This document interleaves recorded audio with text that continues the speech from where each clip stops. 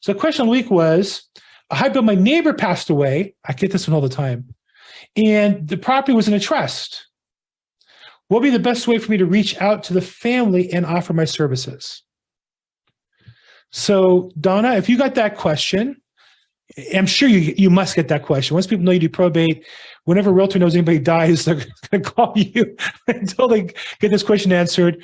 What do you tell a realtor who says, my neighbor passed away, what do I do? The translation really is, what do I do to get the listing?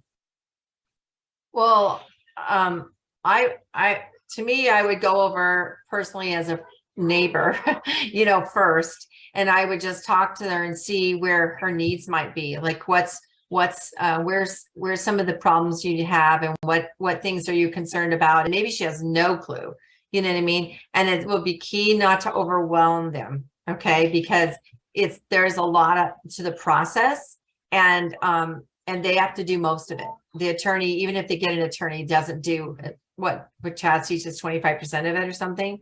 We do, they have 75% on their plate. So I think just finding out every personality is different. One's going to be more detailed than others. Others are going to be more about the safety and security of their information. I mean, they're all going to have a different thing that's important to them. So you have to build a rapport with them in the space that you have some experience, or you have resources. If you're brand new at it, you have resources to get the answers about probate, and become a resource for them. That's kind of where I would start. I don't know, Bill, what you would do. But. Well, I mean, I've literally had this happen recently, about 5 houses up. A woman passed. It was a husband and wife, and we'd known them. They were elderly, and then he passed, and we'd see her, on the street, and then when she was later, her caregiver would walk her on a wheelchair, and we'd say hello to her and chat with her and kind of knew her a little bit. And then she passed, and you see the family come in and they're removing items and such. But, it's one of those things where, as I know I can help them, even though in this case, if it's in trust, there's not the probate process generally.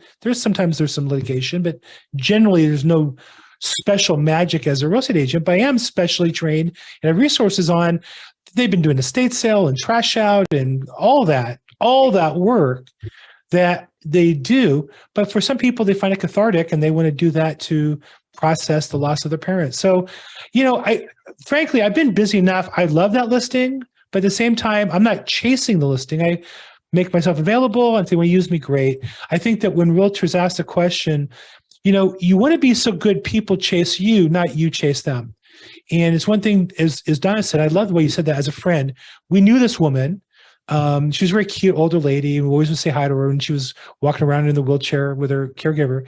But I don't want to be undignified and chase after a listing. I want to be of service to family if they think they can handle it and they don't need me. One thing I've learned is when the customer thinks they don't need you, that's a miserable listing.